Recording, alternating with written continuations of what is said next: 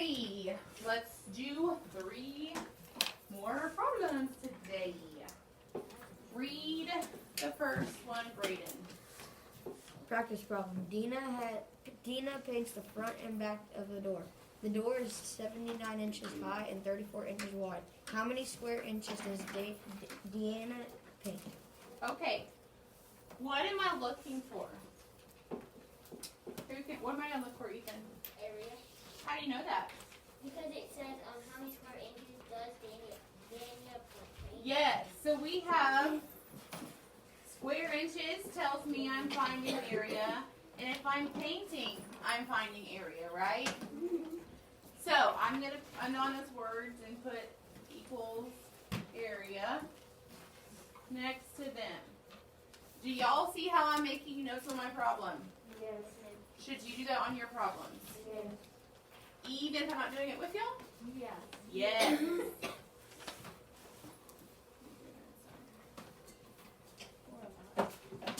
Okay.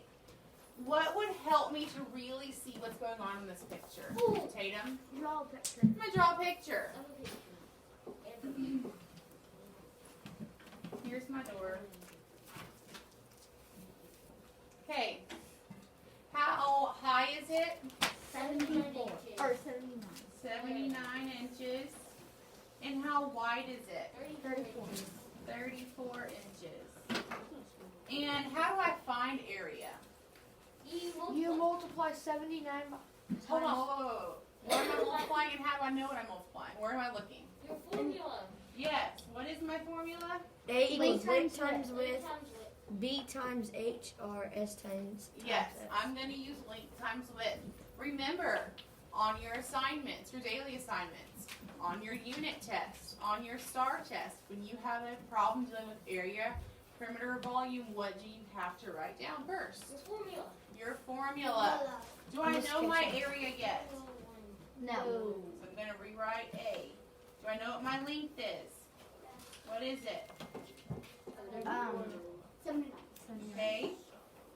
Do I know what my width is? 34. So do you notice that if I know what something is, I'm replacing it with that letter?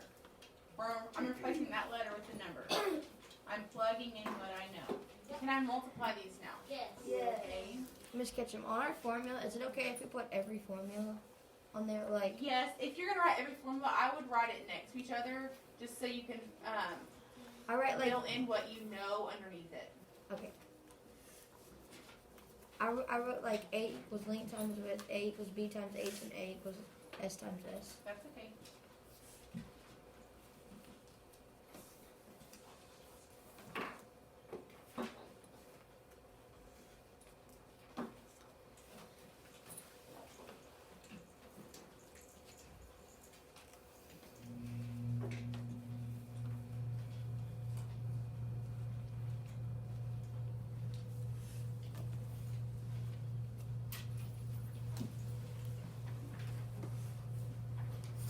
Is my answer correct? Yes. Completely correct? Or no. No. What am I missing? The 2. Of what? What, explain Square what. inches. Oh, the inches. Inches what? Inches 2. Or inches squared. Yes.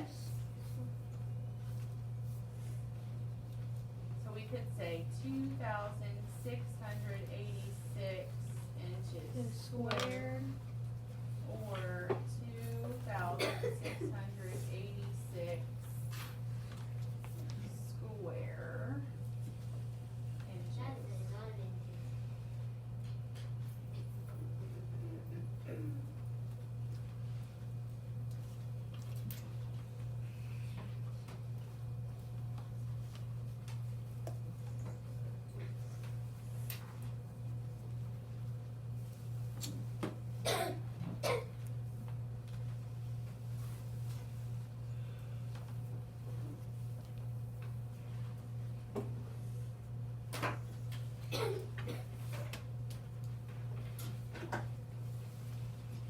Okay, can I go to the next one? Yes. Read it for me, Caden. Betty wants to put a border around the ceiling of her room. The ceiling is the shape of a square. The length ceiling is 25.8 feet. How many feet of water will Betty use? Okay. What am I solving for? Tell me, Sally.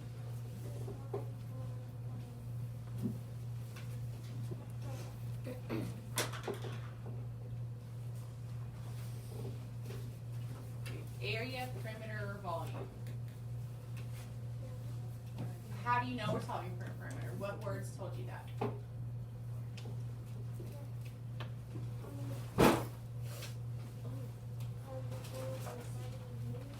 Okay, we have the word border. We have border up here. We have a round up there. So this tells me that I'm finding perimeter. Okay, tell me how I'm going to solve for perimeter of a square. How many sides does a square have first? 4. Okay, and when I solve for perimeter, Addison, what do? You add up length plus width plus length plus width. Yes, I'm adding all my sides, okay? I have 4 sides on a square. Bless you.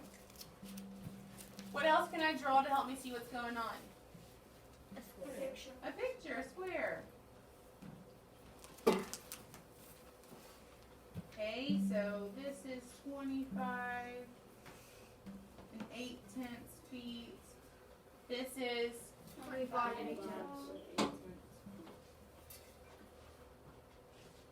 this one. 25 and 8 tenths. Feet. This one.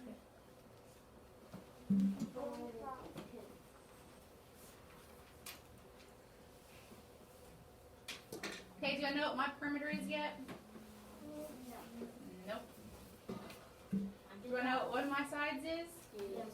So instead of writing S again, I'm going to put 25.8. Do I know what another side is? So instead of writing S, I'm going to plug in the number, the value. Do I know what my next side is? I'm plugging it in for S. Do I know what my next side is? I'm plugging that in for S. Since I'm solving for a perimeter of a square, can I, and all my sides are the same on a square, can I do 25 and 8/10 times 4? Yes. I can.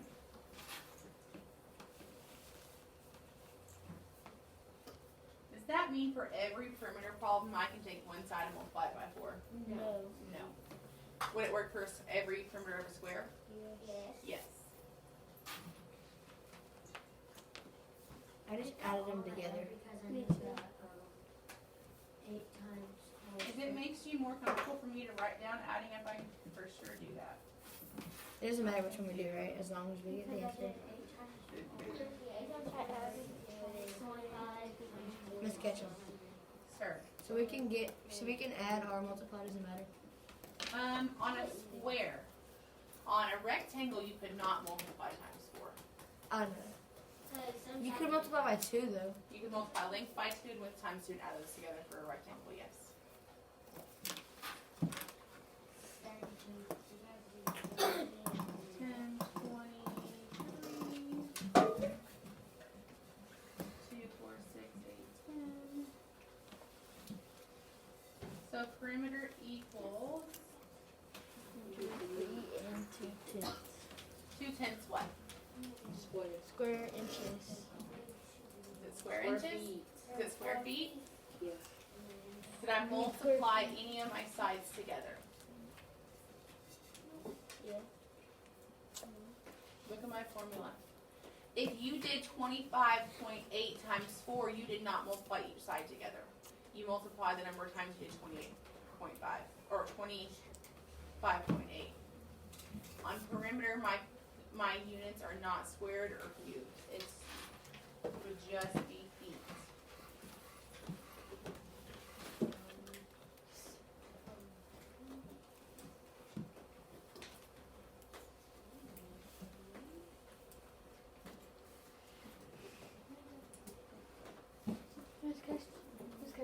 question about this.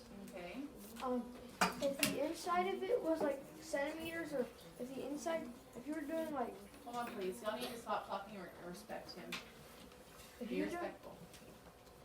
if you were doing area, but instead of it being like inches, it was centimeter or feet. Would you put the answer in there? Would you put centimeters and a 2, or do you always just put inches? So if this was an area problem, it would be feet squared. Oh, okay. Whatever my unit is that I'm doing for the area problem, you're doing that unit squared. I just needed But to since know it's that perimeter, before. you don't put anything, right? You need to put units, but you wouldn't Oh, square. Yes. Yeah, I just wanted to know that real quick. Okay, I had some questions this morning about a problem very similar to this one on your assignment you've been working on. The volume of a shoebox is 800 cubic inches. The shoebox is in the shape of a rectangular prism with a length of 14 inches and a width of 5 inches. What is the height of the shoebox? Oh, I remember. Okay. So what am I solving for? The height of the I'm solving for the height of the shoebox. And so what do I know that's going to help me in this problem? Volume. I know I'm solving for volume. A rectangular prism is a three-dimensional shape. It tells me that I have a volume. How do I solve volume? Length times width times height. Okay, length times width times height. RV equals VH. Yes, we're going to use this one though. Okay, before I, well, let's go ahead and plug in what I know. The V can be 700. Yes, I know what the volume is. You had a question or just need to pay attention? If I know what something is, I'm plugging that in, right? Yeah. So I know what volume, I know volume is 700, so instead of writing V, I'm writing 700. For this, could you also do side times side times side? Yes. I mean, side times side is typically used for cube because Wait. all my sides are the same. Wouldn't it be Hold on, 700, not yes, 70? yes, sorry. Typically, side times side is used for volume of a cube because all my sides are the same on a cube, but you're still multiplying three sides together. Okay. Okay, do I have a leap? Yes. What is it? 14. So instead of writing L, I'm putting, 14. okay, what am I doing next? Your width is 5 inches. My width is 5 inches, so instead of writing W, I'm putting 5. Do I know what my height is? No. Okay, so what am I writing down? Question mark. I'm gonna put H. The question mark would be okay too, but I'm gonna just put H down. I wanna draw a picture of this real fast. So to draw the three-dimensional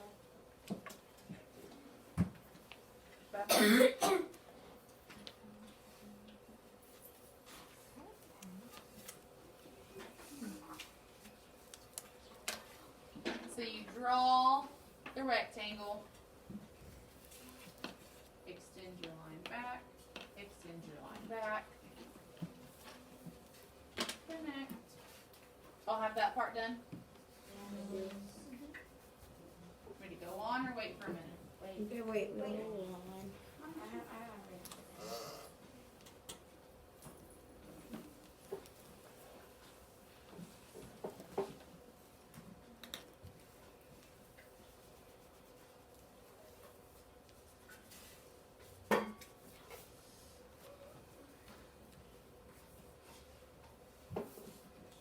Go on now.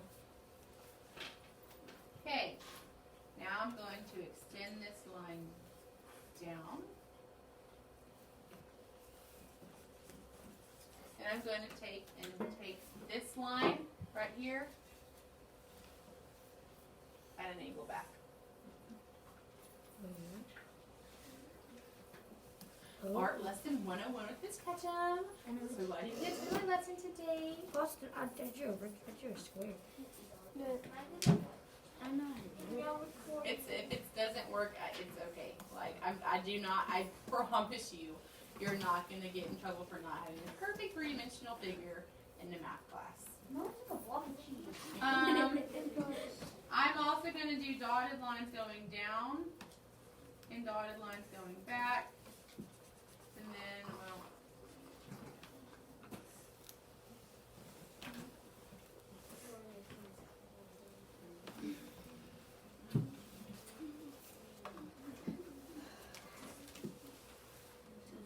like that.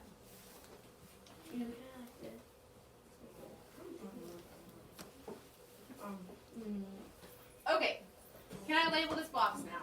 Yes. I'm just gonna label the length is 14 inches. The width is 5 inches. And I don't know the height. No, 14 is the length. Wait, Oh. volume equals 700. Oh no. You can do. Okay, so I'm gonna. Can I go on to the next part now? I'll finish drawing that. Yes. Yeah. What am I gonna do, Jordan? You're gonna do 14 times 5. and Yes, subtract I like it to draw a by- line so I keep it balanced. And then, 14 times 5. Is 70. and then you're gonna subtract it by 700. No. Divide. Hold on, let's talk about that. So once I do this, I have this left. This is still over here.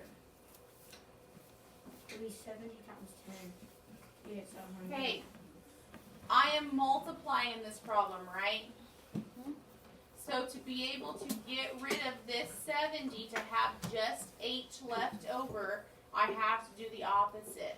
The opposite of multiplication is Division. If I'm going to divide by 70, divide by 70, 70 divided by 70 cancels out. 700 10. divided by 70, yes, but let's just go ahead and practice. Can 70 go into 7? No. Can 70 go into 70? Yes. How many times? 1 time. Where does my 1 go? On top of the 0. On top of the 0. 1 times 70 is? 70. I have a 0. Now what do I have more to bring down? Yes. I still have this 0, so I cannot stop. I have to bring down that 0. Can 70 go into 0? No. 0 It can go in 0 times. I'm going to put a 0 right here. 0 times 70 is? 0. I subtract, I get 0. Do I have anything else to bring down? No. Do I have a remainder? No. So 700 divided by 70 gives me 10. 10. When these cancel, I'm left with H. 10 equals H. H equals 10 inches. Guys, how do you check your answer? Multiply 10 by 70. Plug it back in. Put it in for H up here. 14 times 5 was 70. 70 times 10 gives you 700. But wouldn't it be 10 inches with a 3? Nope, because volume is cubed. We have volume, so I would need to take my 14 inches times 5 inches times 10 inches to get that inches cubed. Oh, so once you like multiply 14 times 15 and then times 70, which we never did. Well, 70 would it be? Oh, okay, I see. So And if it the says- problem had been the length is 14 inches, the width is 5 inches, the height is 10 inches, what's the volume? I was multiplying those three sides together, which would have and been then you put your 700, and then my units would have been inches times inches times inches, which is inches cubed. Okay. It even says 700 cubic inches. Okay, also, if this is a multiple choice answer problem, so say it gave you A equals 10 inches, B is 5 inches, C is 100 inches, D is 1 inch. Could you take and just plug those amounts in for height? Yes. Does that make sense? So let's do it on the back. Hold on, let me show you what I'm talking about. We have to write So, no, just watch. So if the problem, we'll say, pretend, question 25. Volume equals 700.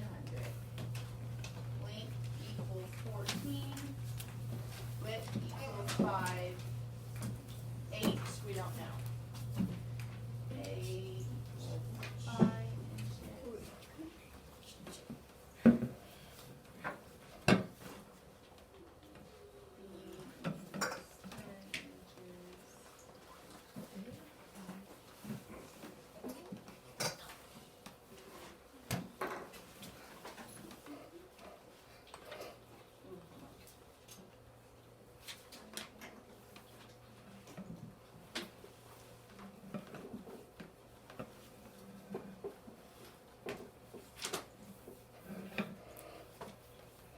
Okay, so if you have a problem, similar, granted your word problem, right? And we had that volume was 700 inches cubed. The length was 14 inches. The width was 5 inches. What is H?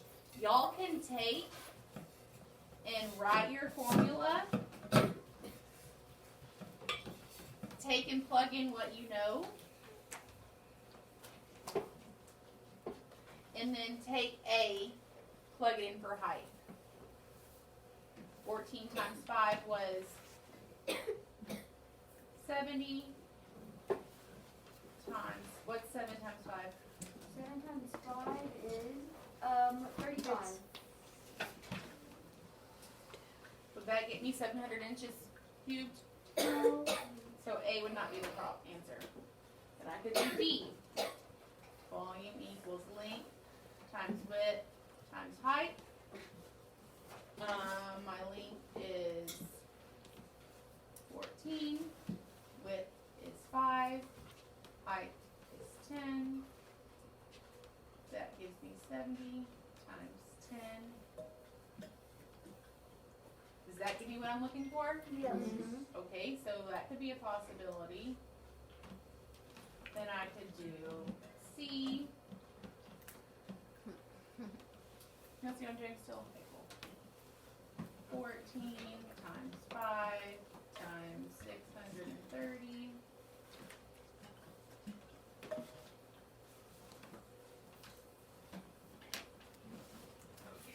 Do you know how I got that answer, Swiss? The 630? I subtracted my 70 from 700.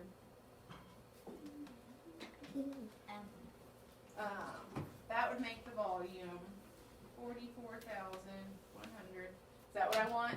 No, not even close. Nope. And then I could take for D. So this was C. This was B.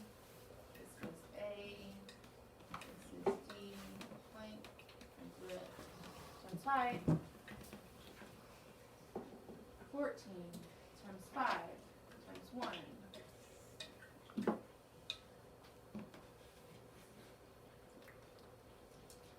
Is that what I want? No. So it's a little more work, but it's working backwards with what you know already. Does that make sense how I just kind of plug numbers in and work backwards like that? Yes, ma'am. Okay. Awesome sauce. This is glued in your journal. Any questions, comments, or concerns? Yes or no?